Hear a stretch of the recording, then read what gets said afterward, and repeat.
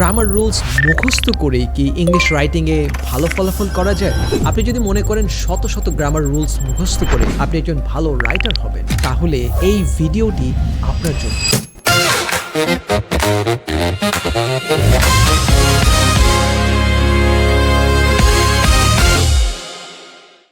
ছোটবেলায় আমরা যখন বাংলা ভাষাটা শিখেছি, আমরা হান্ড্রেডস অফ আওয়ার্স এই ভাষাটি আমাদের বাবা মাকে বলতে শুনেছি, অন্য মানুষদের কাছ থেকেও শুনেছি, এবং আমরা নিজেরাও সেটা বলার চেষ্টা করেছিলাম। এবং আমাদের বলার সময় যে ভুল হয়েছিল, আমাদের প্যারেন্টসরা সেই ভুলগুলো ধরিয়ে দিয়েছিল, সংশোধন করিয়ে দিয়েছিলেন।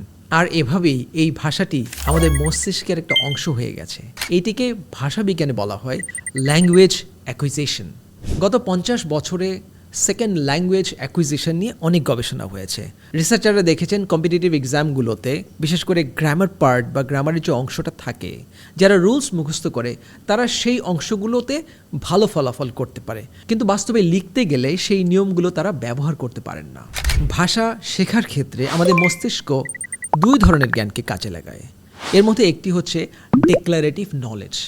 এই জ্ঞান দিয়ে আমরা ভাষার নিয়মগুলোকে ব্যাখ্যা করতে পারি। যেমন থার্ড পারসন সিঙ্গুলার নাম্বারের পরে এস বা ইএস যোগ করতে হয়, এটা আমরা প্রায় সকলেই জানি। কিন্তু যখন আপনারা একটি প্যারাগ্রাফ লিখেন, তখন কি ওই রুলসগুলোকে আগে মনে করে তারপরে প্যারাগ্রাফটি লিখেন?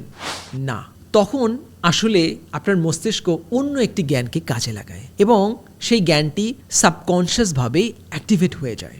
আর এটিকে বলা হয় প্রসিডিউরাল নলেজ। এবং এটি এমন একটি দক্ষতা যেটি আপনার ব্রেইনকে স্বতঃস্ফূর্তভাবে কাজ করতে সাহায্য করে। আপনি দেখবেন যে অনেকেই স্পন্টেনিয়াসভাবে কথা বলছে, এবং ওনারা যখন কিছু একটা লিখেন তখন দেখবেন তাদের রাইটিংগুলো বেশ সাবলীল।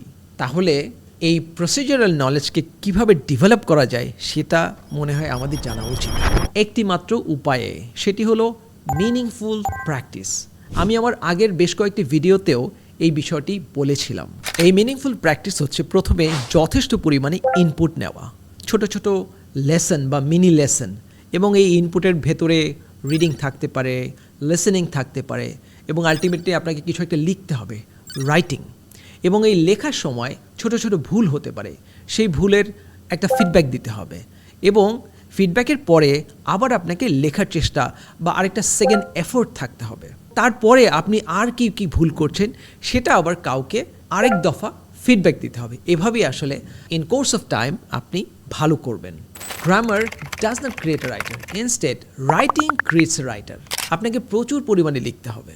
প্রচুর লেখা, ফিডব্যাক এবং সংশোধনের মাধ্যমেই আসলে একজন শক্তিশালী রাইটার হওয়া সম্ভব। ফাইনালি আপনাদের জন্য একটা মেসেজ: যদি রাইটিংয়ে সত্যি ভালো করতে চান, তাহলে প্রতিদিন একটু করে লিখুন। ভুল হোক, ফিডব্যাক নিন এবং ভালো লেখকদের লেখা পড়ুন।